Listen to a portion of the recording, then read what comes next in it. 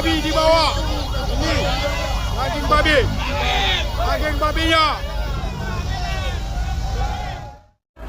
Apa salah kami bawa ini?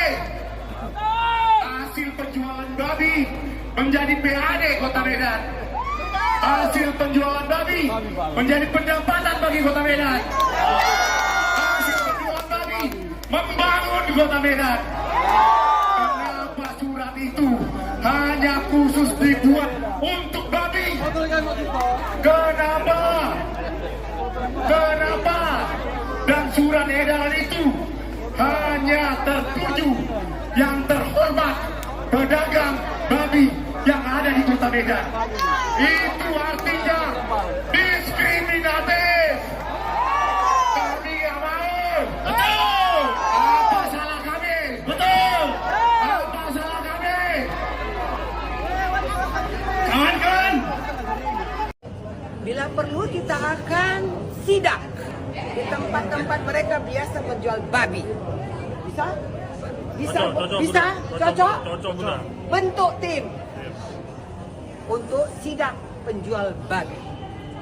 Dari aspek kebersihan, daging babi di Kota Medan itu berasal dari rumah potong hewan milik Pemko Medan loh. Karena di sanalah babi itu dipotong, darahnya dibuang, jeroannya udah bersih. Dari rumah potong baru dijual ke lapak-lapak. Jadi daging babi di Kota Medan itu cenderung bersih. Assalamualaikum warahmatullahi wabarakatuh. Sahabat beriman yang dirahmati Allah Subhanahu wa taala. Dalam ajaran Islam, Nabi Isa alaihi salam memegang posisi yang sangat mulia, dihormati sebagai salah satu dari 5 nabi ulul azmi, yaitu para nabi yang memiliki keteguhan luar biasa dalam menjalankan tugas kerasulan mereka. Berbeda dengan pandangan umum yang berkembang di kalangan Kristen, Islam menempatkan Nabi Isa sebagai hamba Allah dan utusannya, bukan sebagai Tuhan atau anak Tuhan. Pemahaman ini sangat penting, karena dari sinilah letak perbedaan mendasar antara akidah Islam dengan keyakinan yang kemudian berkembang dalam kekristenan. Nabi Isa adalah seorang manusia pilihan yang dilahirkan secara mukjizat dari seorang wanita suci bernama Maryam tanpa ayah. Al-Quran menceritakan bagaimana Maryam, seorang wanita yang menjaga kesucian dirinya dengan sangat ketat, mendapatkan kabar gembira dari malaikat Jibril tentang kelahiran seorang anak yang istimewa. Dalam keadaan terheran-heran, Maryam bertanya, bagaimana mungkin ia bisa memiliki anak tanpa pernah disentuh oleh seorang laki-laki pun? Namun Allah berkehendak lain. Dia berfirman, kun fayakun, jadilah, maka terjadilah. Maka lahirlah Nabi Isa sebagai tanda kekuasaan Allah dan mukjizat besar bagi umat manusia, sebagaimana kelahiran Nabi Adam yang diciptakan tanpa ayah dan ibu. Kelahiran Isa bukan sekadar mukjizat biologis, melainkan juga simbol dari kesucian dan kebesaran misi kenabian yang akan ia emban. Sejak kecil, Isa menunjukkan tanda-tanda kenabian. Dalam Al-Quran disebutkan bahwa beliau bahkan berbicara saat masih dalam buayan, membela kesucian ibunya dari tuduhan keji kaum Bani Israel. Ini adalah bukti nyata bahwa Isa adalah seorang yang dilahirkan dengan tugas besar, menyeru kaumnya kembali kepada jalan Allah yang benar. Misi Nabi Isa alaihissalam sangat jelas dalam pandangan Islam, mengembalikan Bani Israel kepada ajaran tauhid yang murni. Pada masa itu, Bani Israel telah banyak menyimpang dari ajaran yang dibawa nabi-nabi sebelumnya. Mereka terjerumus dalam praktik duniawi, mengubah hukum-hukum Allah untuk kepentingan mereka sendiri, dan mengabaikan nilai-nilai keadilan serta kasih sayang. Nabi Isa datang untuk memperbaharui kembali ajaran tersebut, memperkuat kembali prinsip tauhid, serta menegakkan kebenaran yang telah lama dilupakan. Beliau menyeru dengan kelembutan dan penuh hikmah, mengajarkan nilai-nilai kasih, sayang, keadilan, dan ketulusan beribadah hanya kepada Allah. Mukjizat-mukjizat yang beliau bawa, seperti menyembuhkan orang buta, menghidupkan orang mati dengan izin Allah, serta membuat burung dari tanah liat yang kemudian hidup, semua itu merupakan tanda keautentikan kerasulannya. Namun demikian, bukan mukjizat-mukjizat itulah yang menjadi inti dakwahnya. Isa berfokus pada menghidupkan hati manusia, membersihkan mereka dari syirik, dan mengarahkan mereka kembali kepada Allah yang Maha Esa. Nabi Isa juga mengabarkan kedatangan seorang Rasul setelahnya, yaitu Nabi Muhammad Shallallahu Alaihi Wasallam. Dalam Al-Quran surat Asy-Syaff ayat 6 disebutkan bagaimana Isa berkata kepada Bani Israel tentang kedatangan seorang nabi bernama Ahmad. Ini menunjukkan bahwa misi Nabi Isa tidak bersifat final, melainkan bagian dari mata rantai kerasulan yang berakhir dengan pengutusan Rasulullah Muhammad. Sayangnya, tidak semua orang menyambut dakwah Nabi Isa dengan hati yang terbuka. Sebagian Bani Israel menolak, bahkan berupaya untuk membunuh beliau.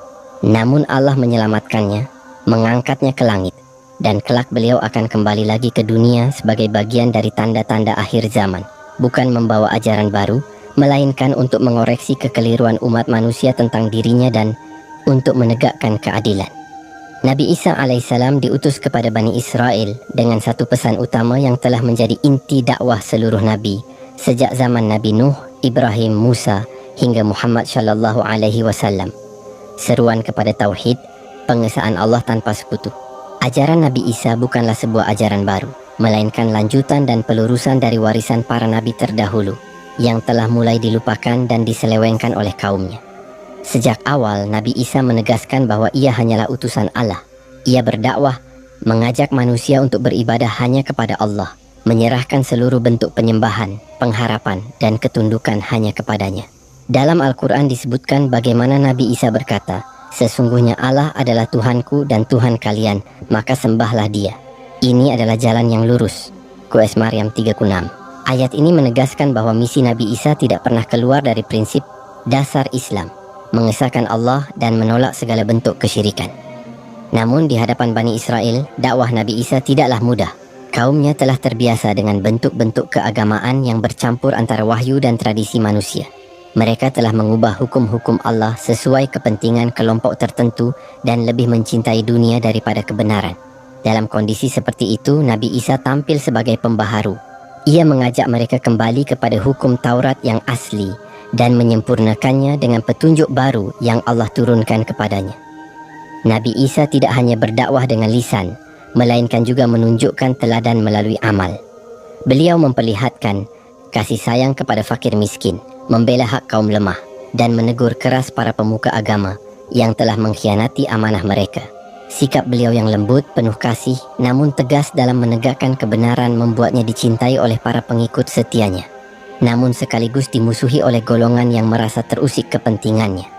Dalam menyampaikan ajaran tauhid, Nabi Isa juga membawa hukum-hukum praktis yang menjadi bagian dari syariat zamannya. Beliau menghalalkan sebagian perkara yang dulunya diharamkan atas Bani Israel karena kedurhakaan mereka. Ini merupakan bentuk keringanan dari Allah, namun tetap berlandaskan pada prinsip pokok, mengabdi hanya kepada Allah dan menegakkan nilai-nilai keadilan dan kasih sayang di antara manusia. Mukjizat yang diberikan kepada Nabi Isa sesungguhnya mendukung ajaran ini. Ketika beliau menyembuhkan orang buta dan orang yang berpenyakit kusta, atau menghidupkan orang mati atas izin Allah, semuanya bukan untuk menampilkan keajaiban sebagai tujuan utama. Mukjizat itu adalah tanda keotentikan dakwah beliau, bukti bahwa risalah yang beliau bawa berasal dari Allah, bukan hasil rekayasa manusia. Sayangnya, sebagian orang pada zaman itu dan sesudahnya justru lebih terpesona pada mukjizatnya dan melupakan pesan utama yang beliau bawa, penyembahan kepada Allah semata. Nabi Isa juga memberikan peringatan keras terhadap bentuk-bentuk penyimpangan yang bisa mengarah pada kesyirikan. Beliau tidak pernah memerintahkan manusia untuk mengkultuskannya, apalagi menganggapnya sebagai Tuhan. Dalam Al-Quran surat Al-Ma'idah ayat 117 diceritakan percakapan Allah dengan Nabi Isa di hari kiamat, di mana Allah bertanya, "Apakah engkau mengatakan kepada manusia, jadikanlah aku dan ibuku sebagai dua Tuhan selain Allah?" Isa menjawab dengan penuh ketakutan dan ketundukan, "Maha suci engkau, tidaklah patut bagiku mengatakan apa yang bukan hakku." Ini menunjukkan betapa Nabi Isa berlepas diri dari segala bentuk pengultusan yang berlebihan terhadap dirinya. Seandainya umat manusia memahami ajaran asli Nabi Isa dengan baik, niscaya tidak akan terjadi penyimpangan seperti yang terjadi kemudian. Namun sejarah mencatat bahwa sepeninggal beliau, ajaran murni ini perlahan mulai diselewengkan. Manusia yang lemah imannya atau yang memiliki ambisi duniawi mencampurkan wahyu dengan filosofi asing dan pemikiran manusia hingga akhirnya muncul paham-paham yang sangat jauh dari ajaran tauhid yang Nabi Isa bawa. Dalam Islam, ajaran Nabi Isa tetap dihormati sebagai bagian dari mata rantai kenabian yang berujung kepada penyempurnaan risalah oleh Nabi Muhammad Shallallahu Alaihi Wasallam. Tidak ada kontradiksi dalam ajaran para nabi, karena semuanya berasal dari sumber yang sama, Allah. Oleh karena itu, memahami dakwah Nabi Isa adalah memahami bahwa inti seluruh agama yang benar di sisi Allah adalah satu, Islam, yaitu ketundukan total kepada Allah dalam tauhid yang murni. Ketika Nabi Isa alaihissalam mulai menyampaikan dakwahnya di tengah Bani Israel, ia menghadapi beragam reaksi yang mencerminkan kondisi spiritual dan sosial masyarakat saat itu. Sebagian kecil dari mereka menerima ajarannya dengan tulus, sedangkan sebagian besar menolak, memusuhi, bahkan berusaha membinasakan beliau. Dakwah Nabi Isa tidak diterima dengan tangan terbuka, melainkan dihadang dengan berbagai fitnah, persekongkolan, dan pengkhianatan. Bani Israel pada masa itu telah jauh dari jalan yang ditunjukkan oleh Taurat yang asli. Para pemuka agama lebih mementingkan kekuasaan duniawi daripada menegakkan kebenaran. Mereka mencampur adukan hukum Allah dengan tradisi buatan manusia. Penyimpangan itu telah berakar kuat dalam kehidupan sosial dan politik. Maka ketika Nabi Isa datang dengan ajaran yang murni, menyeru mereka untuk kembali kepada tauhid dan keadilan, banyak dari mereka yang merasa tersinggung dan terganggu. Isa menegur para ahli kitab yang memutarbalikan ayat-ayat Allah, mengkritik para pemimpin yang zalim, dan memperingatkan masyarakat dari perilaku munafik. Dalam situasi seperti itu, Nabi Isa tetap istiqamah. Ia tetap menyeru dengan kelembutan, memperlihatkan mukjizat-mukjizat yang Allah berikan kepadanya, dan memanggil mereka kepada kebenaran. Di tengah-tengah penolakan yang keras itu, ada segelintir orang yang beriman kepadanya. Mereka adalah para Hawariyun, sahabat setia Nabi Isa yang menguatkan dakwah beliau. Dalam Al-Quran diceritakan bagaimana Isa bertanya, "Siapakah yang akan menjadi penolongku untuk menegakkan agama Allah?"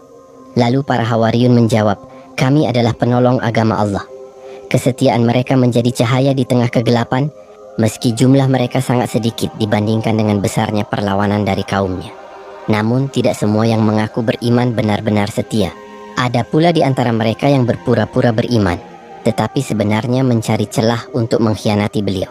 Fitnah demi fitnah mulai ditebar oleh musuh-musuhnya, terutama dari kalangan pemuka Yahudi yang merasa kekuasaan mereka terancam.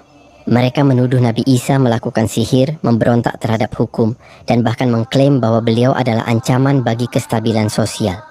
Tuduhan-tuduhan ini mereka gunakan untuk membujuk penguasa Romawi yang saat itu memerintah wilayah Palestina agar menangkap dan menghukum Nabi Isa.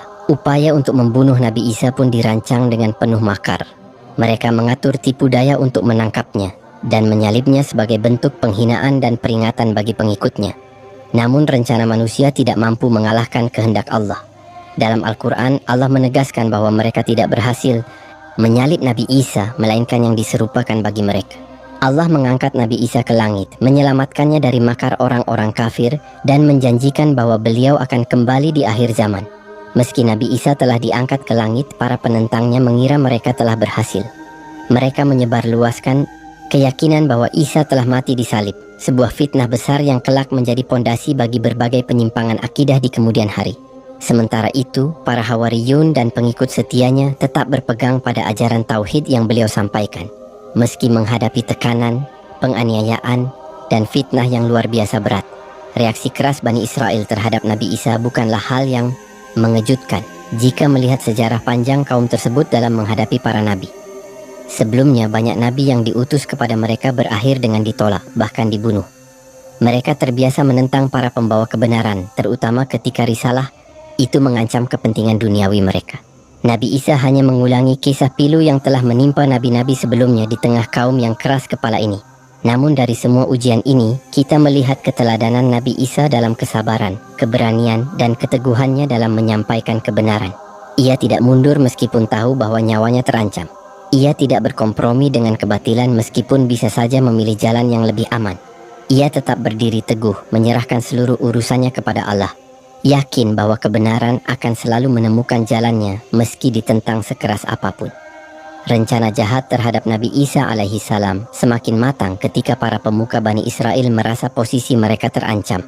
Ajaran beliau yang mengajak kepada tauhid murni, keadilan, dan pembaruan ajaran Taurat membuat mereka takut kehilangan kekuasaan serta pengaruh di hadapan rakyat. Maka, mereka bersekongkol untuk menyingkirkan Nabi Isa dengan cara paling hina, menangkapnya dan menyalibnya di hadapan umum dengan tujuan menghapuskan ajarannya dari muka bumi. Mereka memanfaatkan kekuasaan Romawi yang saat itu menguasai wilayah Palestina. Para pemimpin Yahudi menuduh Nabi Isa sebagai penghasut yang mengancam stabilitas politik. Mereka mengarang berbagai fitnah dan kebohongan, hingga akhirnya meyakinkan pihak Romawi untuk mengeluarkan perintah penangkapan. Isa dan para pengikut setianya, para Hawariyun, saat itu telah mengetahui adanya makar tersebut. Nabi Isa pun memperingatkan para sahabatnya agar tetap waspada, namun juga mengingatkan bahwa semua ini telah masuk dalam skenario ilahi. Pada malam yang mencekam itu, rencana penangkapan dilaksanakan. Sebagian riwayat menyebutkan bahwa Nabi Isa berkumpul dengan para sahabatnya di suatu tempat yang dirahasiakan. Namun, di antara pengikut yang tampaknya setia, ada satu yang berkhianat. Ia menunjukkan kepada pasukan pengejar di mana Nabi Isa berada. Nama pengkhianat ini disebutkan berbeda-beda dalam berbagai riwayat, namun hakikat pengkhianatan itu menjadi babak baru dalam upaya makar terhadap seorang Nabi mulia. Tetapi Allah, dengan kekuasaannya yang mutlak, tidak membiarkan musuh-musuh kebenaran itu menang. Ketika para serdadu mendekat untuk menangkap Nabi Isa, Allah membuat wajah salah seorang dari mereka diserupakan dengan wajah Nabi Isa, sementara Nabi Isa sendiri diangkat ke langit dengan penuh kemuliaan. Mereka akhirnya menangkap orang yang salah, namun mereka yakin bahwa yang mereka tangkap adalah Nabi Isa. Maka terjadilah penyaliban terhadap orang yang diserupakan itu, sebuah fitnah besar yang kelak menjadi dasar dari berbagai penyimpangan ajaran di masa-masa berikutnya. Al-Quran menegaskan kebenaran peristiwa ini dengan sangat jelas. Dan karena ucapan mereka, sesungguhnya kami telah membunuh Al-Masih, Isa putra Maryam, Rasul Allah. Padahal mereka tidak membunuhnya dan tidak pula menyalibnya. Tetapi yang diserupakan bagi mereka, QS An-Nisa 197. Penjelasan ini membantah secara tegas klaim yang berkembang dalam ajaran Kristen bahwa Isa disalib dan mati untuk menebus dosa manusia. Islam mengajarkan bahwa tidak mungkin seorang Nabi Allah dihina sedemikian rupa oleh musuh-musuh kebenaran. Allah selalu menjaga kehormatan nabi-nabinya. Pengangkatan Nabi Isa ke langit merupakan salah satu mukjizat besar yang menunjukkan kekuasaan Allah. Isa tidak wafat saat itu, melainkan Allah mengangkatnya hidup-hidup untuk disimpan hingga waktu yang telah ditentukan. Dalam beberapa hadis syahih, Nabi Muhammad SAW menjelaskan bahwa Nabi Isa akan turun kembali ke bumi menjelang hari kiamat untuk meluruskan segala penyimpangan yang terjadi atas namanya. Ia akan membunuh Dajjal, mematahkan salib, membunuh babi, dan menegakkan syariat Islam dengan penuh keadilan. Peristiwa ini bukan hanya menjadi kisah heroik tentang penyelamatan seorang nabi, tetapi juga menjadi tonggak penting dalam sejarah akidah. Fitnah bahwa Isa telah disalib dan mati membawa dampak luar biasa dalam perjalanan umat manusia. Banyak orang yang keliru memahami misi Nabi Isa karena fitnah ini menganggapnya sebagai Tuhan atau anak Tuhan, padahal beliau adalah hamba Allah dan utusannya. Di balik kisah ini, kita melihat bagaimana makar manusia tidak pernah mampu mengalahkan kehendak Allah. Betapapun kuatnya tipu daya orang-orang kafir, Allah tetap maha kuasa di atas segala rencana. Isa selamat dari makar itu dan risalah tauhid yang dibawanya tetap abadi meskipun dicoba dihancurkan dengan berbagai kebohongan. Setelah Nabi Isa alaihissalam diangkat ke langit, para pengikut setianya yang masih berpegang pada ajaran tauhid mengalami tekanan luar biasa. Mereka diburu, dipersekusi, bahkan dibunuh. Dalam situasi genting seperti itu, ajaran murni Nabi Isa mulai terancam.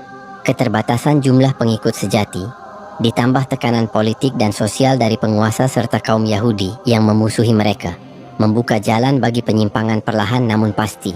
Pada mulanya para Hawariyun tetap berusaha menjaga kemurnian ajaran Nabi Isa. Mereka mengajarkan bahwa Isa adalah seorang nabi, hamba Allah, bukan Tuhan atau anak Tuhan.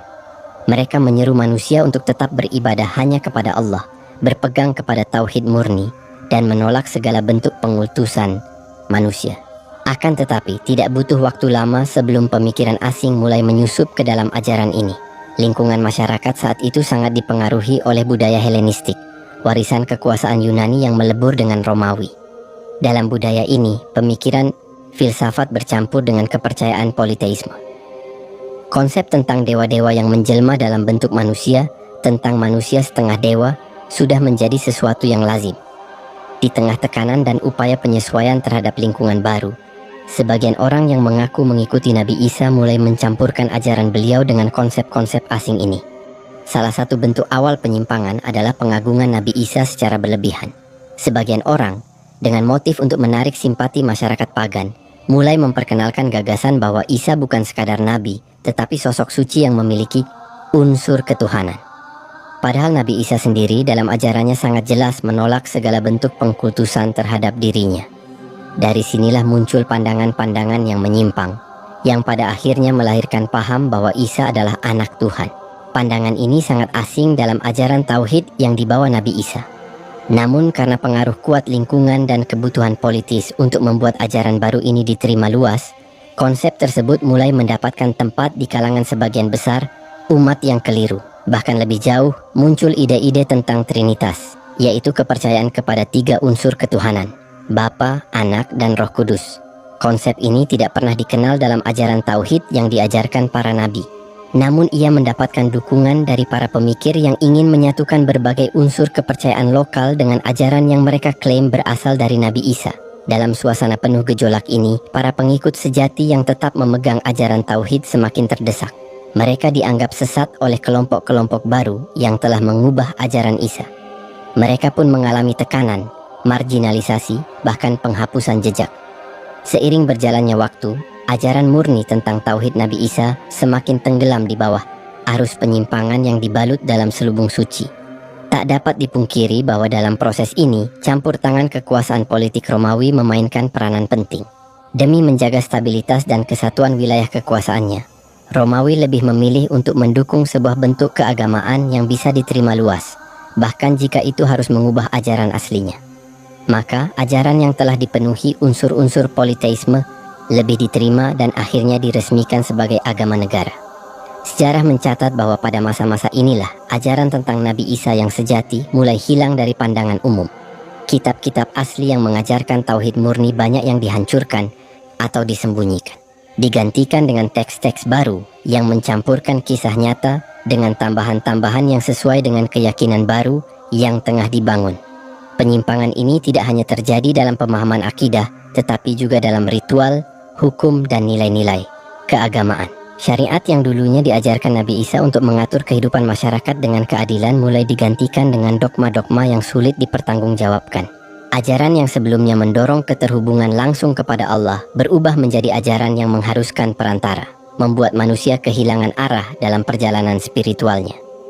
Di tengah kekacauan dan kebingungan pasca pengangkatan Nabi Isa alaihissalam ke langit, muncullah seorang tokoh yang memainkan peran besar dalam membentuk wajah baru, ajaran yang kemudian dikenal sebagai kekristenan, Paulus.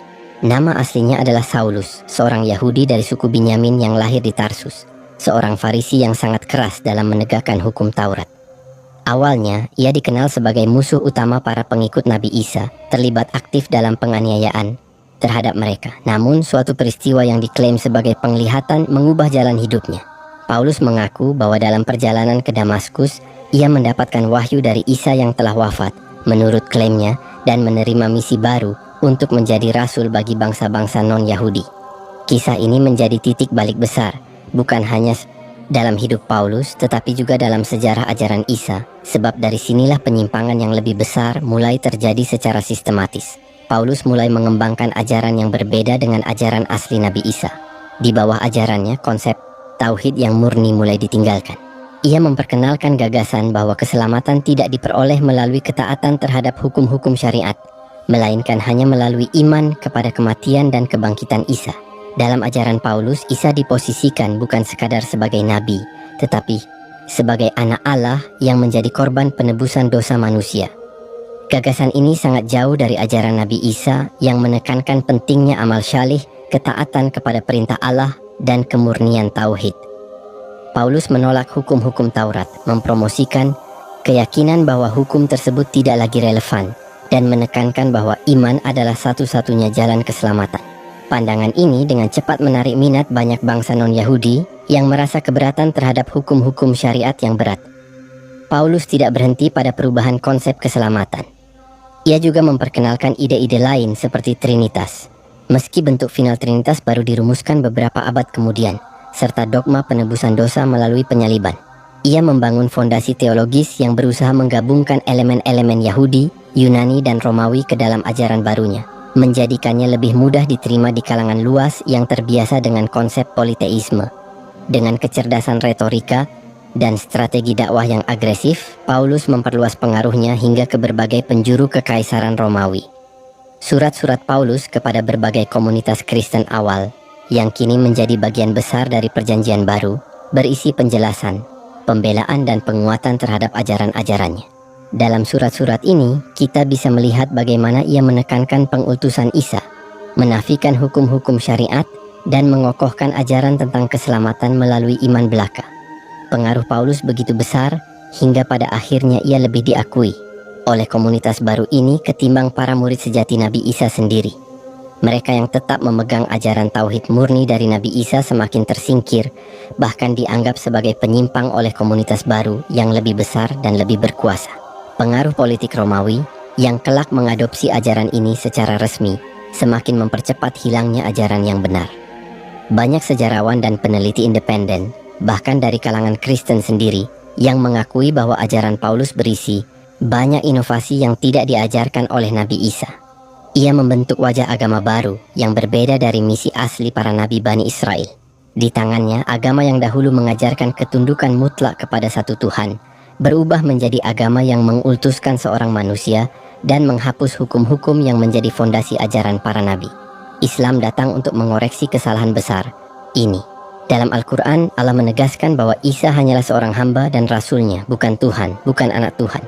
Isa tidak pernah mengajarkan untuk disembah, apalagi mengklaim dirinya sebagai penebus dosa umat manusia. Nabi Muhammad SAW membawa kembali umat manusia kepada tauhid yang murni, meluruskan penyimpangan yang telah terjadi sepanjang sejarah. 3 abad setelah diangkatnya Nabi Isa alaihissalam ke langit, ajaran-ajaran yang mengatasnamakan beliau semakin beragam dan bertentangan satu sama lain. Komunitas-komunitas yang mengklaim sebagai pengikut Isa berpecah ke dalam berbagai kelompok, masing-masing dengan pemahaman berbeda tentang siapa Isa itu dan apa misinya. Sebagian tetap mempertahankan ajaran tauhid murni, menganggap Isa sebagai nabi dan hamba Allah. Sebagian lain, terutama mereka yang mengikuti ajaran Paulus, menganggap Isa sebagai sosok ilahi. Perbedaan ini memunculkan perselisihan sengit di seluruh wilayah Kekaisaran Romawi. Situasi ini menjadi perhatian besar bagi Kaisar Romawi saat itu, Konstantinus. Bagi Konstantinus, persatuan umat adalah kunci stabilitas kekuasaan. Ia menyadari bahwa perbedaan ajaran di kalangan umat Kristen dapat mengancam kohesi politik. Maka ia mengambil langkah dramatis, mengundang semua pemimpin gereja ke sebuah pertemuan besar yang dikenal sebagai Konsili Nisea pada tahun 325 Masehi. Konsili Nisea bukanlah pertemuan kecil. Ia dihadiri oleh lebih dari 300 uskup dan ratusan pemuka gereja lainnya dari seluruh penjuru kekaisaran. Tujuan utama dari konsili ini adalah untuk menetapkan doktrin resmi mengenai hakikat Isa. Salah satu isu utama yang dibahas adalah apakah Isa adalah makhluk ciptaan Allah ataukah ia sehakikat dengan Allah. Perdebatan berlangsung sengit. Tokoh-tokoh seperti Arius, seorang presbiter dari Alexandria, bersikeras bahwa Isa adalah makhluk ciptaan, seorang nabi, bukan Tuhan. Di sisi lain, Athanasius dan kelompoknya berpendapat bahwa Isa adalah sehakikat dengan Tuhan, sebuah pandangan yang kelak menjadi dasar doktrin Trinitas. Pada akhirnya, bukan argumen ilmiah atau dalil nas yang menjadi penentu, melainkan kekuasaan politik. Dengan dukungan penuh dari Kaisar Konstantinus, kelompok yang mempromosikan ketuhanan Isa memenangkan konsili. Sebuah keputusan dibuat, Isa adalah anak Allah, sehakikat dengan Bapa, dan kepercayaan ini diresmikan sebagai ajaran resmi. Mereka yang menolak, termasuk Arius dan para pengikutnya, dinyatakan sesat, diasingkan, dan tulisan-tulisan mereka dibakar.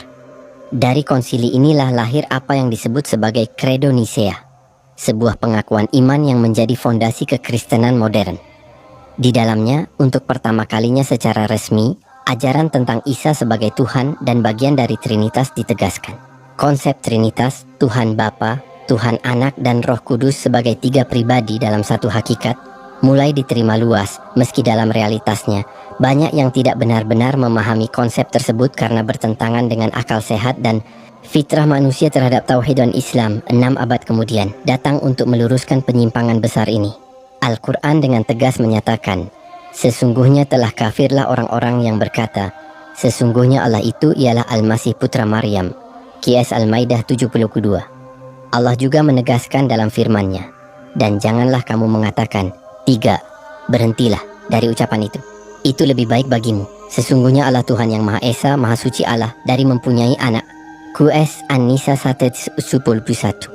Konsili Nicea bukan sekadar peristiwa sejarah keagamaan, melainkan sebuah momen penting dalam perjalanan penyimpangan akidah. Ia menunjukkan bagaimana kekuasaan duniawi bisa membelokkan ajaran ilahi, mengubahnya sesuai kepentingan politik dan sosial. Ia juga menjadi contoh bagaimana keputusan teologis besar diambil bukan berdasarkan kebenaran wahyu, tetapi berdasarkan kompromi politik dan tekanan kekuasaan. Dengan pengesahan ajaran Trinitas, umat manusia diseret semakin jauh dari tauhid murni, yang menjadi ajaran seluruh nabi, termasuk Nabi Isa. Mereka diajarkan untuk beribadah kepada Isa, yang sebenarnya adalah hamba dan Rasul Allah. Mereka diajarkan untuk percaya kepada konsep-konsep yang tidak pernah disampaikan oleh para nabi sebelumnya. Sungguh, pelajaran besar dari Konsili Nicea adalah betapa bahayanya campur tangan manusia dalam urusan agama. Ketika wahyu diabaikan dan diganti dengan keputusan musyawarah politik, maka kebenaran akan terkubur dan kebatilan akan berkuasa dengan mengatasnamakan agama. Itulah sebabnya dalam Islam, wahyu dijaga dan tidak boleh diubah oleh siapapun, bahkan oleh orang-orang yang paling berkuasa sekalipun. Konsili Nicea menjadi titik balik besar dalam sejarah.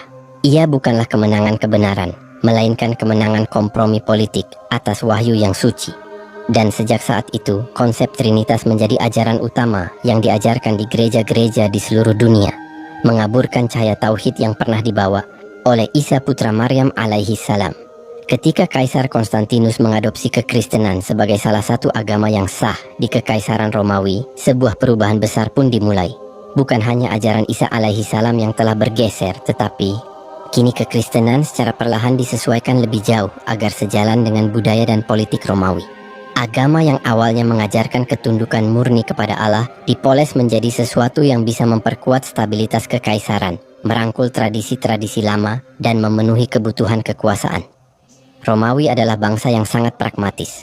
Sejak lama, mereka terbiasa menggabungkan unsur-unsur berbagai kepercayaan lokal dalam sistem keagamaan mereka.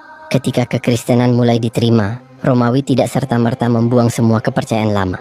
Sebaliknya, mereka melakukan apa yang disebut sinkretisme, menggabungkan ajaran baru dengan unsur-unsur dari kepercayaan dan praktik pagan yang sudah mengakar kuat di tengah masyarakat. Salah satu contoh paling nyata dari pengaruh ini adalah perubahan hari ibadah. Nabi Isa dan para pengikutnya, sebagaimana dalam tradisi Yahudi, menjadikan Sabtu sebagai hari ibadah. Namun, di bawah pengaruh Romawi, hari ibadah diubah menjadi Minggu, hari yang didedikasikan bagi penyembahan dewa matahari dalam tradisi Romawi.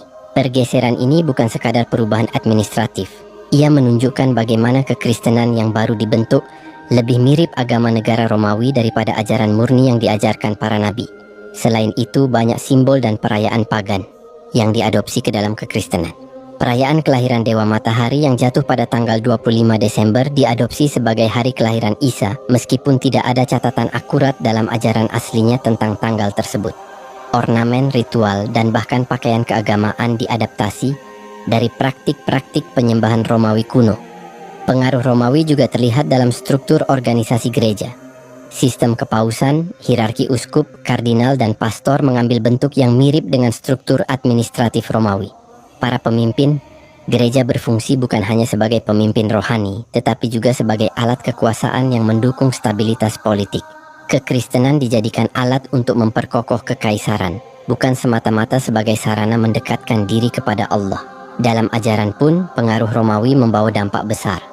Konsep dewa-dewi yang hidup berdampingan dengan manusia menginspirasi pengembangan doktrin tentang orang-orang suci dan konsep perantara antara manusia dengan Tuhan.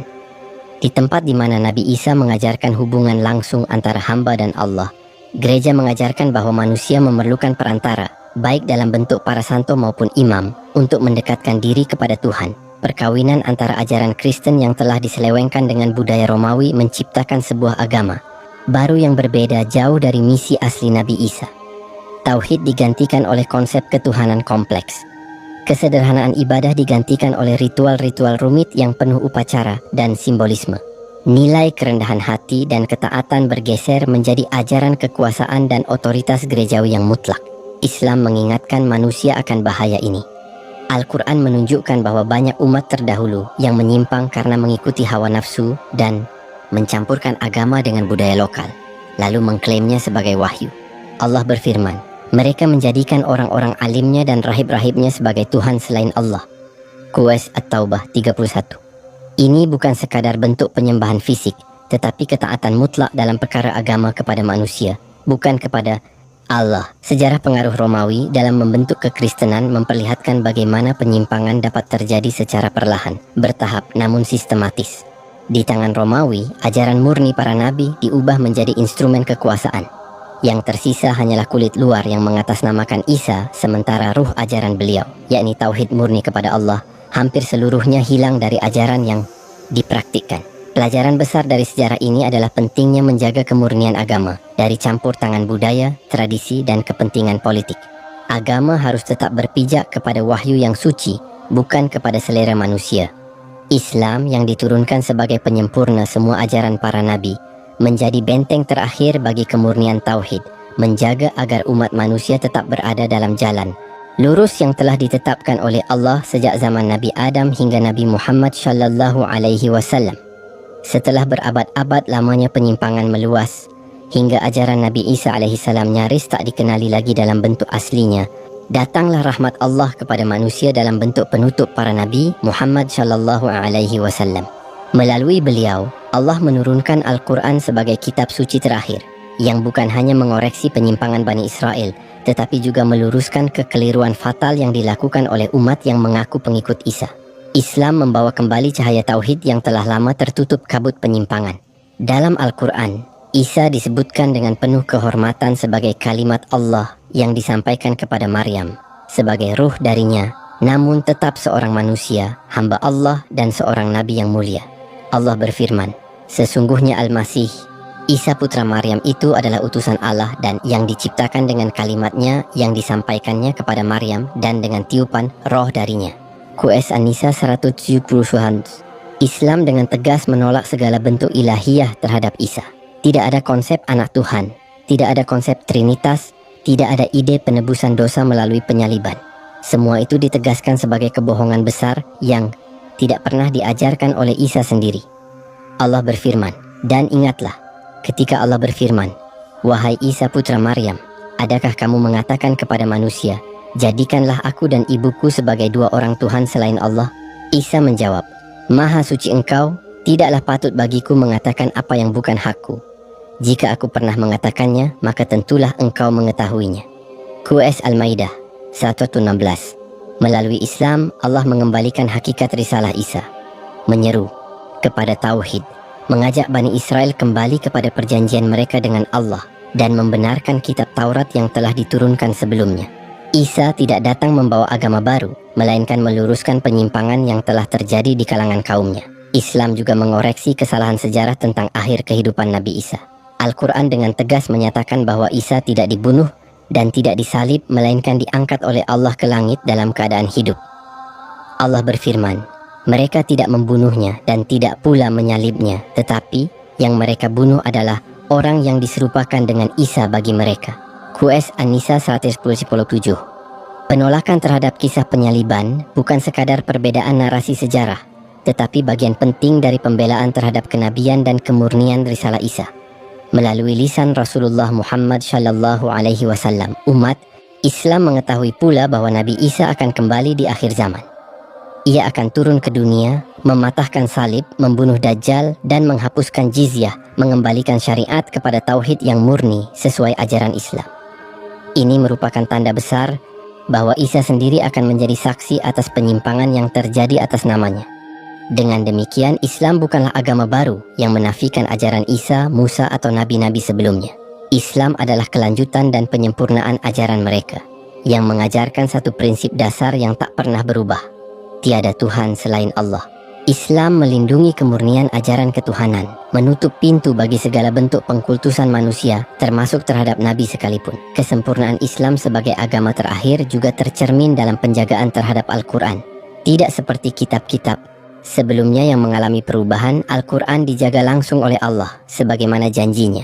Sesungguhnya kamilah yang menurunkan Al-Quran, dan sesungguhnya kami benar-benar memeliharanya. Quraish Al-Hijr 9. Karena itu, umat Islam memiliki sumber yang otentik untuk memahami risalah semua nabi, termasuk Isa kini. Sebagai umat Islam, kita memiliki kewajiban untuk mengenal Nabi Isa sebagaimana yang diajarkan oleh Allah dan Rasul-Nya, bukan sebagaimana yang dideformasi oleh sejarah yang dipenuhi campur tangan manusia.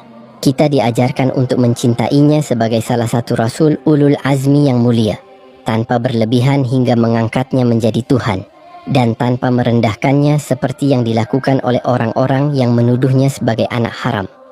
Kisah penyimpangan ajaran Nabi Isa dari awal mula hingga pengaruh besar Romawi dan munculnya kekristenan dalam bentuknya sekarang menjadi pelajaran besar tentang pentingnya menjaga kemurnian agama. Ia menjadi peringatan abadi bahwa kebenaran dapat tersamarkan jika manusia mengikuti hawa nafsu, politik, dan budaya di atas petunjuk wahyu. Dan pada akhirnya Islam berdiri tegak sebagai pembela dan pelurus ajaran tauhid yang dibawa oleh semua nabi. Ia mengajak manusia kembali kepada fitrah, mengesahkan Allah tanpa sekutu, beribadah hanya kepadanya, dan mengikuti jalan para rasul dengan benar, tanpa tambahan, tanpa pengurangan. Inilah tugas kita hari ini, menjaga, mengamalkan, dan menyampaikan ajaran tauhid itu sebagaimana Isa alaihissalam dulu pernah menyeru kaumnya, sebagaimana Muhammad Shallallahu Alaihi Wasallam menyeru seluruh umat manusia hingga hari kiamat kelak. Wallahu alam bisyawab. Semoga kisah ini bermanfaat. Mohon maaf apabila banyak kekurangan. Wassalamualaikum warahmatullahi wabarakatuh.